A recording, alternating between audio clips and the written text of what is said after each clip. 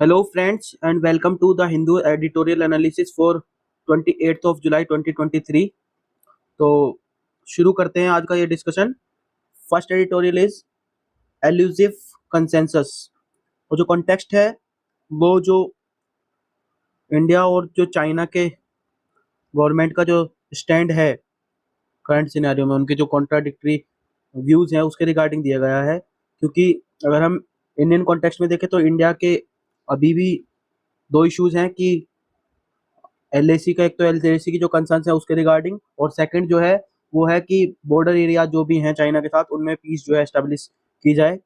वहीं जो Chinese government का जो स्टैंड है, जो भी रिसेंट के स्टेटमेंट है, उसमें उन्होंने कहा है कि स्टेबलाइजेशन का हो रहा है और जो we are both the countries are moving towards healthy development. तो और उन्होंने एक बाली कंसेंसस को मेंशन भी किया है, जिसका आज से पहले जिक्र जो है वो नहीं हुआ था कि इस टाइप का कंसेंसस कोई बाली में जो है बाली मीटिंग में रीच हुआ था between the heads of the states.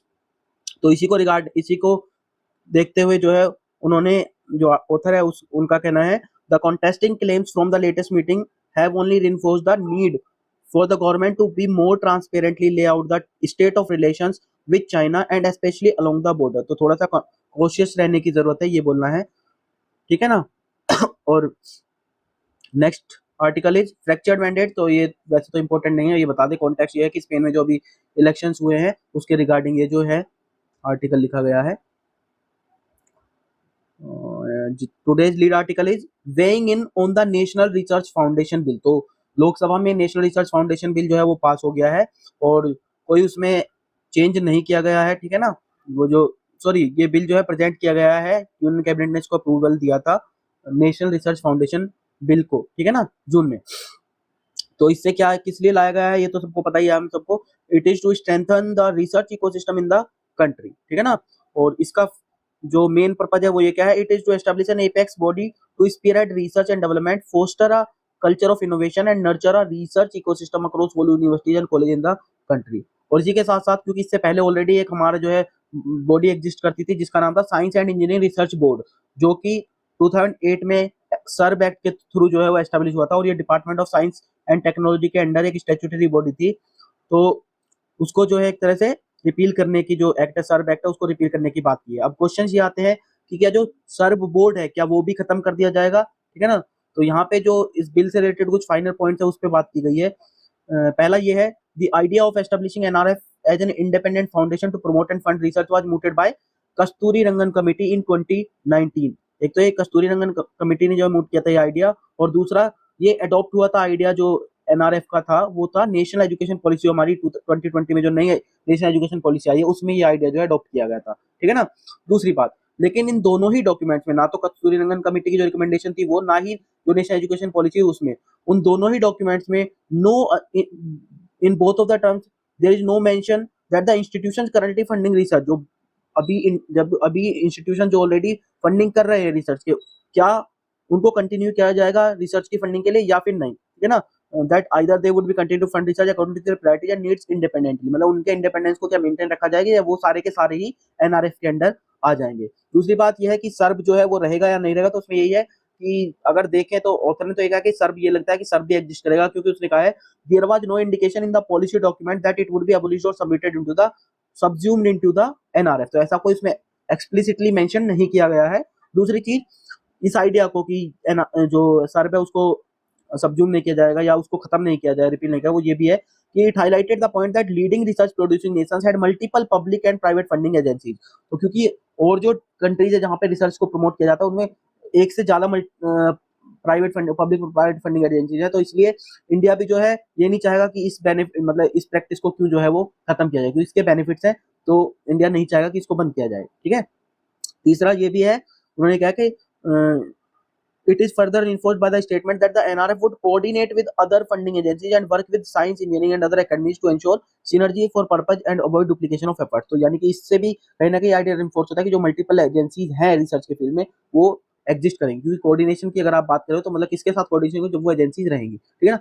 Financial outlay के ऊपर बात करते हैं कि किस तरह से ये फंडिंग होगी इसकी, तो कस्तूरी रंगन कमेटी ने कहा था that the NRF would get an annual grant of rupees 20,000 crores जो कि लगभग 0.1% है हमारे जीडीपी का, ठीक है ना। लेकिन ये नहीं बताया गया था कि ये ग्रांट कितने लंबे समय तक चलेगा या ये ग्रांट कब तक कंटिन्यू रहेगा, ठीक है ना। क्योंकि अगर हम देखें तो रिसर्च जो फंडिंग होती है हमारी कंट्री में, रिसर्च पे स्पेंडिंग होती है, वो बहुत ही माइन्यूट अमाउंट है। It is just a measure of 0.6.5% of GDP. और यही अगर हम कंपेयर करें और कंट्रीज के साथ जहाँ पे रिसर्च इनोवेशन को प्रमोट किया था, तो यूएसए में 2.8% है, 2.1% चाइना करता है, 4.3% इसराइल जो है करता है स्पेंडिंग, और 4.2% साउथ कोरिया अपनी रिसर्च और इनोवेशन के फील्ड में जो है वो स्पेंडिंग करता है। तो उनके कंपैरिजन में इंडिया में बहुत ही माइन्यूट अमाउंट में जो है स्पेंडिंग की जाती है रिसर्च में। और अगर लास्ट ईयर से कंपेयर करें तो 2008 में जो ये जीडीपी का 0.69%, 0.084% स्पेंड होता था, लेकिन अब वो घटकर कितना हो गया है, केवल 0.69% ही रह गया इन 2014, ठीक है। तो ये थोड़ा सा कंपैरिजन किया है ऑथर ने। उसके बाद उन्होंने कहा कि इसका रिलेवेंस क्या है एनआरएफ का, तो उन्होंने कहा कि the criticality of research and knowledge creation and the importance of enhancing funding for research has been amply highlighted in the new education policy. जो न्यू एजुकेशन पॉलिसी में रिसर्च इनोवेशन को जो है हाईलाइट किया गया है कि उस पर फोकस करने की जरूरत है। दूसरी बात ये भी है कि जो हमारी न्यू एजुकेशन पॉलिसी है, it argues that a robust research ecosystem acquires greater importance now due to growing challenges in the world and opportunity due to technological advancement. क्योंकि टेक्नोलॉजिकल एडवांसमेंट हुए हैं और जो मॉडर्न डे के present day के challenges है वो भी काफी बढ़ गए हैं, और उनका एक जो फॉर्म है वो बिल्कुल ही डिफरेंट है फ्रॉम द ट्रेडिशनल वर्ड्स। तो इसी एस्पेक्ट में ये है कि रिसर्च और इनोवेशन के फील्ड को फोकस करने की ज्यादा जरूरत है, ठीक है ना। तो इसके लिए जो ये एनआरएफ का जो प्रपोजल आया है वो बहुत ही जरूरी था।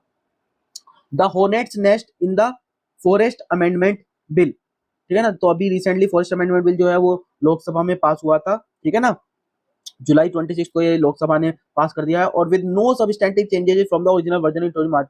और जो मार्च में जो है 2023 में जो वर्जन इंट्रोड्यूस किया गया था उसमें कोई खास चेंजेस, कोई भी इंपॉर्टेंट चेंज नहीं किया गया, और एज इट इज लगभग वो पास कर दिया गया था, ठीक है ना। तो कुछ पॉइंट्स हाईलाइट किए हैं that it ignores the strong public objection that highlighted a number of concerns. क्या क्या कंसर्न थी, पहले तो ये देख लेते हैं बिल जो है क्या है वो। द बिल कमेंसेज, पहली कंसर्न ये है कि the bill commences with a promising preamble expressing commitment to achieving a net zero emission by 2070, ठीक है ना, creating a carbon sink, increasing forest cover and improving the livelihood of forest dependent community. मतलब इतने अच्छे अच्छे से provisions preamble में जो है वो मेंशन किए गए हैं कि इतने ये सब हमारे ऑब्जेक्टिव्स रहने वाले हैं, ठीक है ना। लेकिन जो ऑपरेटिव पार्ट है बिल का, that shows little connect with the preamble, मतलब उसका कोई प्रीएम्बल के साथ कनेक्शन ही नहीं। जो प्रोविजंस बनाए गए हैं बिल में ऑपरेशनल होने के लिए, वो कहीं ना कहीं इन सब चीजों को हाईलाइट नहीं करते हैं, उनमें कहीं भी इनका इन पे फोकस देखने को नहीं मिलता है कि वो एक्चुअल में इनको इफेक्ट दे पाएंगे, ठीक है। प्रॉब्लम एरियाज को ऑथर ने जो है मेनली 4 हेड में यहाँ पे पॉइंट आउट किया है। तो पहले तो उसने कहा है कि जो फॉरेस्ट कंजर्वेशन एक्ट था 1980 का, जिसको ये अमेंड करने के लिए ये बिल इंट्रोड्यूस किया गया है, admittedly and justifiably adopted a rather protectionist stance which made forest cleansing time consuming and costly to obtain। तो मतलब जो पहले वाला जो हमारा ओरिजिनल फॉरेस्ट कंजर्वेशन एक्ट 1980 का, वो ज्यादा प्रोटेक्शनिस्ट स्टैंस का था compare to the present bill, ठीक है ना। क्योंकि उसमें क्लियरेंस इतनी आसानी से नहीं मिलती थी, ठीक है ना, और वो थोड़ी कॉस्टली भी होती थी। अगर आपको क्लियरेंस में टाइम कम लगेगा और कॉस्ट भी कम लगेगा, तो जाहिर सी बात है फॉरेस्ट क्लियरेंस बहुत जल्दी से मिल जाएगी, और फॉरेस्ट के कंजर्वेशन के जो एफर्ट किए जा रहे हैं वो कहीं ना कहीं नेगेट हो जाएंगे, ठीक है ना। फर्दर ऑथर ने कहा है while current development needs and priority must be recognised. ये सही है कि जो आपकी जो नीड्स है डेवलपमेंट की, उनको प्रायोरिटाइज जरूर करना है, लेकिन the bill deviates in a significant manner from the spirit of original law. जो ओरिजिनल लॉ एक्चुअल में फॉरेस्ट कंजर्वेशन के लिए लाया गया था, उससे कहीं ना कहीं बिल डेविएट होता हुआ दिखाई दे रहा है। 3 पॉइंट जो है बिल से इमर्ज हुए हैं which caused considerable consternation among environmental expert. और तीनों पॉइंट क्या क्या है, पहली बात तो यह है कि जो डेफिनेशन थी फॉरेस्ट की वो नैरो कर दी गई है। दूसरी चीज ये है कि जो काफी सिग्निफिकेंट ट्रैक था फॉरेस्ट एरिया का, उसको जो एक्सक्लूड कर दिया गया है, मतलब वो अब फॉरेस्ट की डेफिनेशन से ही बाहर हो गया। तो यानी कि उस पे क्लियरेंस देने के लिए उसको या उसको एक तरह से डेवलपमेंटल यूज में लेने के लिए क्लियरेंस की जरूरत ही नहीं पड़ेगी। दूसरी चीज, granting of sanction to additional activities that were regulated earlier. तो जो एक्टिविटीज पहले रेगुलेट होती थी अर्लियर, उनको जो है एक्टिविटीज को ऐड और कर लिया गया कि उनमें जो है सैंक्शंस लगाने की जरूरत नहीं है। मतलब कुछ एक्टिविटीज बढ़ा दी गई है जहाँ पे क्लियरेंस की या सैंक्शंस की जरूरत नहीं है, ठीक है। लैंडमार्क जजमेंट जो गोदावरन जजमेंट था 1996 का, उसको भी हाईलाइट किया है, क्योंकि उसी जजमेंट में जो है स्कोप जो एक्सटेंड किया गया था 1980 एक्ट का। The dictionary meaning of the forest that is areas with trees rather than just areas legally notified as forest. तो पहले जो 1980 के एक्ट में जो लीगली नोटिफाइड फॉरेस्ट है, उससे डेफिनेशन को बढ़ा के उन्होंने कहा कि उसके थोड़े एरिया को जो है बढ़ा दिया था, किस केस में, 1996 के गोदावरन जजमेंट में, ठीक है। आंसर राइटिंग में कोट कर सकते हैं। और जो प्रेजेंट ये जो है हमारा है जो अमेंडमेंट किया गया है, It restricts the Forest Conservation Act to only legally notified forest and forest recorded in government records on or after October 25, 1980। तो ये जो है डेट फिक्स कर दी गई कि इससे बाद के जो भी फॉरेस्ट, ठीक है ना, नोटिफाइड रिकॉर्डेड हुए हैं गवर्नमेंट उसमें, उनको एक तरह से रेस्ट्रिक्शन ला दिया है, ठीक है ना। तो इससे पहले पहले वाले जो भी फॉरेस्ट नोटिफाइड है या फॉरेस्ट रिकॉर्डेड है गवर्नमेंट रिकॉर्ड में, केवल उनको ही जो है वो कंसीडर किया जाएगा। This change could potential impact around 28% of India forest cover. तो इतना ज्यादा इंपैक्ट है, देखिए इंडिया का लगभग 28% फॉरेस्ट कवर जो है वो इससे इंपैक्ट हो जाएगा, ठीक है। दूसरा कंसर्न जो ऑथर ने यहाँ पे हाईलाइट किया है वो है कि the bill exclude some of India's most fragile ecosystems as it removes the need for forest clearances for security related infrastructure up to 100 kilometre of international border. जो इंटरनेशनल बॉर्डर्स हैं उनके 100 किलोमीटर के area में जो है अगर कोई security related infrastructure बनाना है तो उसके लिए कोई फॉरेस्ट क्लियरेंस की जरूरत नहीं है, ये ऐसा प्रोविजन किया है, ठीक है ना। दूसरा, उनमें जो ये 100 किलोमीटर एरिया की बात है, उसमें काफी सारे जो ग्लोबली रिकॉग्नाइज्ड बायोडाइवर्सिटी हॉटस्पॉट्स हैं वो भी आते हैं, जैसे कि इसमें कुछ ऑथर ने मेंशन भी किया, नॉर्थ ईस्टर्न इंडिया के फॉरेस्ट है, हाई एल्टीट्यूड हिमालयन फॉरेस्ट है और मिडोज है, ठीक है ना। तो इनको भी कहीं ना कहीं मतलब एक तरह से खतरा हो गया है क्योंकि अब फॉरेस्ट क्लियरेंस की जरूरत नहीं होगी। तीसरा जो ऑथर ने इशू बताया वो है the bill introduces exemptions for construction projects such as zoo, safari parks and eco tourism facility. तो इनको एग्जेम्पशन दिया गया है। And the bill also grants unrestricted powers to the union government to specify any desired use beyond those specified in the original और amended act. तो ऊपर जो use बताए गए हैं उनसे अलग भी अगर यूनियन गवर्नमेंट चाहे तो किसी भी उसको स्पेसिफाई कर सकता है कि भाई ये जो है डिजायर्ड यूज है और इसके लिए फॉरेस्ट क्लियरेंस की जरूरत नहीं है या ये एक्टिविटीज अलाउड हो जाएंगी, ठीक है। Last one is disenfranchising the forest people. तो जो बिल है उसने कोई रेफरेंस नहीं दिया है जो अदर फॉरेस्ट रिलेवेंट लॉज हैं बने हुए हैं उनके रिगार्डिंग, यानी कि क्या उनके राइट्स रहेंगे या उनका क्या इफेक्ट होने वाला है या उनपे क्या इफेक्ट होने वाला है। जैसे कि एक मेंशन भी किया है इसने the traditional forest dwellers acquisition of forest rights act, जो कि 2006 का रिसेंट एक्ट है, उसका कोई भी जिक्र नहीं हुआ है इस प्रेजेंट बिल के अंदर, ठीक है ना। दूसरा, this is not a just matter of equity. If India need to meet its net zero carbon commitments and increase forest cover as the bill emphasizes in its preamble, मतलब जो preamble में बात की गई है, it would be wise to further the participation of forest people rather than disenfranchise them। तो उनको आपको कहीं ना कहीं उनको पार्टिसिपेशन में लेना पड़ेगा because they are the major stakeholders, ठीक है ना। फॉरेस्ट का कंजर्वेशन या प्रोटेक्शन, ठीक है ना, एक तरह से community policing forest project protection या कंजर्वेशन की जब आप बात करते हो तो वो कहीं ना कहीं एक मेजर स्टेक होल्डर के रूप में उनका रोल रहेगा, तो उनको जरूर आप एमिट में लेकर आइए। एक अच्छी बात यहाँ पे कही है जिसको आप मेन आंसर राइटिंग में भी यूज कर सकते हैं। When democracies gears grind a little too slowly it is better to fix them than to dismantle them. तो अगर कोई चीज ऐसी है डेमोक्रेसी में जो कि थोड़ी स्लो हो गई है तो ये नहीं कि आप उसको पूरी तरह से खत्म कर दे, तो आप उसको फिक्स कीजिए। और ये रिसेंट कॉन्टेक्स्ट में अगर आप देखें तो जब हमने पीछे बात की थी कि जो मेथोडोलॉजी चेंज करी थी डाटा कलेक्शन की, डाटा सर्वे की जब हम बात कर रहे थे, अभी जो रिसेंट एनएसओ के सर्वे के ऊपर बात हुई थी, उसको पूरी तरह से डिसमेंटल करके एक नई जो है कमीशन को गठित कर दिया गया था। तो वहां पे वही बात की कि आप पूरी तरह से डिसमेंटल ना करके आप उसको फिक्स करने की कोशिश कीजिए, और यहाँ पर भी यही चीज है कि आप उसको पूरी तरह से डिसमेंटल ना कीजिए, आप उसको फिक्स कीजिए जो भी उसमें इशू या कंसर्न्स आ रहे हैं, ठीक है ना।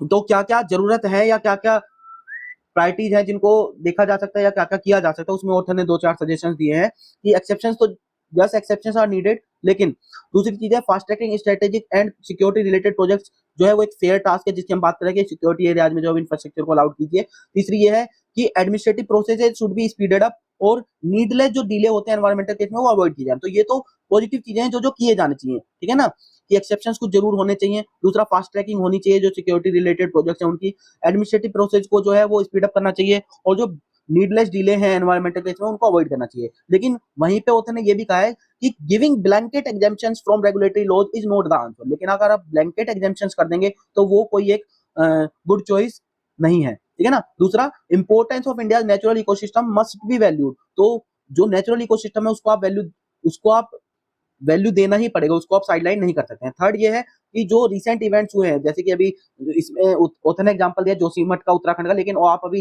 हिमाचल के भी या जम्मू कश्मीर के भी वहां पे जो डिवास्टेशन या लैंडस्लाइड्स वगैरह देखने को मिले हैं डेवलपमेंटल, उनको देखते हुए, तो उनको भी ध्यान में रखते हुए it shown the need for proper geological and environmental assessment for all development project. तो कोई भी अगर आप सेंसिटिव एरियाज में डेवलपमेंटल प्रोजेक्ट को लेकर आए तो वहां पे प्रॉपर जियोलॉजिकल और एनवायरमेंटल असेसमेंट ही करने के बाद ही आप उसको मतलब परमिशन देनी चाहिए, ठीक है ना।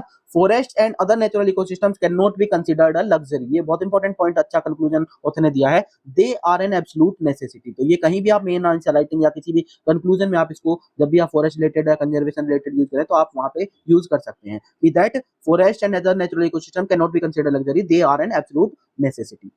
तो दिस इज इट। ओपिनियन में आज कुछ खास था नहीं डिस्कस करने के लिए। यहाँ पे एक जरूर है, anatomy of the Yamuna flood plane. यहाँ पे यमुना फ्लड प्लेन्स का जिक्र ऑथर ने किया है कि किस तरीके से यमुना फ्लड प्लेन्स में जो है एनक्रोचमेंट की वजह से वो कितना जो है फ्लड प्लेन्स का एरिया बहुत कितना रेस्ट्रिक्ट हो गया है।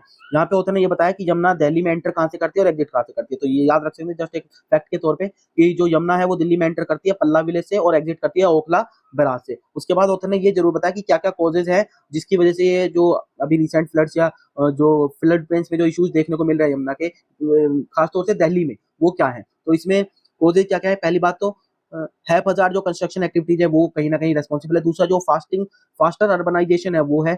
Lack of proper housing and lax regulations, ठीक है ना, क्योंकि एनक्रोचमेंट देखते हैं तो पिछले दशक में या डिकेड्स में काफी देखने को मिला है कि काफी बढ़ गया है। All of which have besieged the flood plain, तो कहीं ना कहीं फ्लड प्लेन्स को उन्होंने छोटा कर दिया है, नैरो कर दिया है, ठीक है ना। The Yamuna flood plain was designated as a protected area free from construction in the Delhi master plan 1962। तो जो मास्टर प्लान था दिल्ली का 1962 उसमें फ्लड प्लेन को बिल्कुल नो प्रोटेक्टेड जोन जो है घोषित किया था। दूसरा जो सेंट्रल ग्राउंड वाटर अथॉरिटी थी 2000 में, उसने भी नोटिफाई किया था flood plains as protected for ground water management के, क्योंकि अगर फ्लड प्लेन्स पे आप एनक्रोचमेंट कर दो, उसको कॉन्क्रीटाइज कर दोगे तो जो ग्राउंड वाटर रिचार्जिंग कैपेसिटी है वो खत्म हो जाएगी और ग्राउंड वाटर लेवल जो है वो बहुत अफेक्ट उससे हो जाएगा, ठीक है ना। तो this is it regarding discussion. एक दो पॉइंट और है अगर देखें तो यही, बाकी इसमें तो मेंशन किया है इन्होंने। एक दो पॉइंट और देख लेते हैं। Floods are inseparable from hydrological cycle, तो floods are just definitely floods are part of hydrological cycle and are required for sediment transport, cleaning the river bed, rejuvenating the river itself. तो ऐसा तो नहीं हो सकता कि फ्लड ही आप avoid कर दोगे, क्योंकि फ्लड एक हाइड्रोलॉजिकल साइकिल इंपॉर्टेंट पार्ट है, तो उस पार्ट को कैसे आप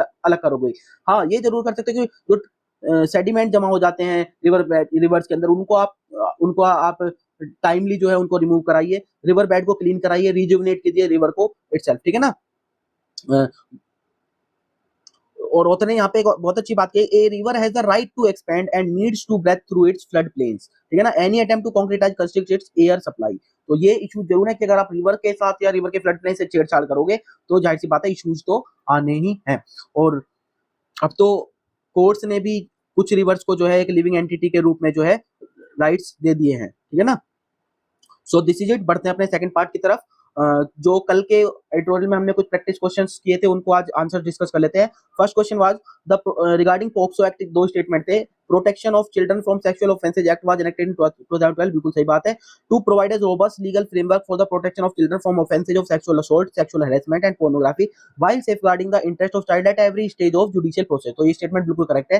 सेकंड स्टेटमेंट जो था वो था POCSO act is a gender neutral act, बिल्कुल सही है। Any person below the age of 18 years is defined as child under POCSO act, तो ये भी बिल्कुल करेक्ट स्टेटमेंट है। तो यहाँ पे हमारा आंसर डी हो जाएगा, both 1 and 2 statements are correct. Second question था consider the following statement about Shanghai cooperation organisation regarding, दो स्टेटमेंट दिए थे आपको, इसमें से करेक्ट बताना था। पहला था SCO was built on the Shanghai 5 grouping, ये बिल्कुल सही है कि संघाई 5 की ग्रुपिंग पे बना था। Russia, China, Kazakhstan, Kyrgyzstan and Uzbekistan, तो इसमें आपको चेक करना है कि क्या ये पांचों सेम थे। तो इसमें मेरे ख्याल में ये 4 तो ठीक है, रशिया, चाइना, कजाकिस्तान, किर्गिस्तान, शायद उज्बेकिस्तान इसमें गलत है, तो फर्स्ट इसमें गलत हो जाएगा। सेकंड स्टेटमेंट बाद India and Pakistan are both permanent members of SCO since 2017, तो बिल्कुल सही है, दोनों को परमानेंट मेंबरशिप मिल गई थी 2017 में। India has never chaired the SCO summit before 2023, तो ये भी सही स्टेटमेंट है, क्योंकि 2023 में फर्स्ट टाइम जो है इंडिया ने संघाई कोऑपरेशन ऑर्गेनाइजेशन की चेयरमैनशिप एज्यूम की थी, ठीक है ना। और वर्चुअल समिट जो है इंडिया ने ऑर्गेनाइज किया था, ठीक है ना। तो इसमें सेकंड और थर्ड स्टेटमेंट सही है, तो ऑप्शन हमारा सी जो है वो करेक्ट हो जाएगा। आगे बढ़ते हैं वोकैबुलरी की तरफ। फर्स्ट वर्ड इज एबज। एबज means field with noise and activity, तो आपने देखा होगा बज जो होता है वो बी का साउंड को बज बोलते हैं, तो मतलब भनभनाहट वाली एक तरह की आवाज एक्टिविटी को हम बोलते हैं अबज। एवर्ट, एवर्ट का मतलब होता है डिफ्लेक्टिंग, टर्निंग अवे और preventing something usually bad from happening, ठीक है ना, कि किसी चीज को टाल देना, ठीक है ना। क्रीडेंस, क्रीडेंस का मतलब होता है विश्वसनीयता, ठीक है, ट्रूथफुलनेस और बिलीवेबिलिटी, कितना विश्वास किया जा सकता है किसी बात पे। इनग्रेस, इनग्रेस का मतलब द एक्शन और फैक्ट ऑफ गोइंग और एंट्री, तो प्रवेश को हम बेसिकली इनग्रेस बोलते हैं, प्रवेश को इनग्रेस बोलते हैं। परवर्सली, परवर्सली परवर्ट से बना हुआ है, परवर्सली का मतलब इन एन ऑब्स्टिनेट मैनर, या हम बोल सकते हैं एक तरह से उद्दंडता पूर्वक कोई हरकत जब हम करते हैं तो उसको बोलते हैं परवर्सली, ठीक है ना। नोट इन प्रॉपर और गुड और राइट वे, ठीक है ना। स्वैथ, स्वैथ ए लार्ज स्ट्रिप और एरिया ऑफ समथिंग, तो किसी चौड़ी पट्टी को हम बोल देते हैं स्वैथ। ट्रैंक्विलिटी, ट्रैंक्विलिटी का मतलब होता है शांति, शांति, ठीक है ना, कामनेस, शांति इसको बोलते हैं हम, काम स्टेट या कामनेस को ट्रैंक्विलिटी बोलते हैं। Rout means to defeat somebody completely, किसी को पूरी तरह से हरा देने को, पूर्ण पराजय को हम बोलते हैं राउट। इडियम फ्रेज देख लेते हैं। First one was shrouded in secrecy, shrouded in secrecy मतलब ऐसा मैटर जिसके बारे में ना कुछ ज्यादा बताया गया हो ना कुछ ज्यादा समझ में आता हो, तो that is called shrouded in secrecy. Word of the day देख लेते हैं आज का, तो द वर्ड इज मेल एप्रोप्रिज्म, तो ये दो वर्ड से बना हुआ है। मेल का मतलब होता है गलत या बैड या नॉट प्रॉपर, और एप्रोप्रिज्म का मतलब होता है इन द राइट प्लेस, तो यानी कि the unintentional misuse of a word by confusion with one that sound similar, तो appropriate use of a word को हम बोलेंगे मेल एप्रोप्रिज्म, या एरर बोल सकते हैं आप, इनफेलिसिटी, इम्प्रोप्राइटी, ये सारे सिनोनिम्स के। वहीं एंटोनिम की अगर बात करें तो काइंडनेस, प्रेज या एक्यूरेसी को हम बोल, जो है मेल एप्रोप्रिज्म के ये एंटोनिम्स हैं। आगे बढ़ते हैं, आज के क्वेश्चन डिस्कस कर लेते हैं। First question is consider the following statements. The Yamuna enters Delhi from Okhla barrage and exits at Palla village, this is first question, first statement. Second is the Yamuna floodplain was designated as a protected area free from construction in the draft master plan for Delhi 2041, तो आपको correct statements इसमें से आपको बताने हैं, only one, only two, neither one no two, या both one and two. तो आप इनके आंसर्स जरूर कीजिएगा और कमेंट सेक्शन में आप अपने आंसर पोस्ट कर दीजिएगा। होप आपको ये डिस्कशन हमारा पसंद आया होगा। अगर आपको डिस्कशन पसंद आया तो आप इसको लाइक कर सकते हैं वीडियो को, और चैनल को शेयर कर सकते हैं और सब्सक्राइब कर सकते हैं। Thank you.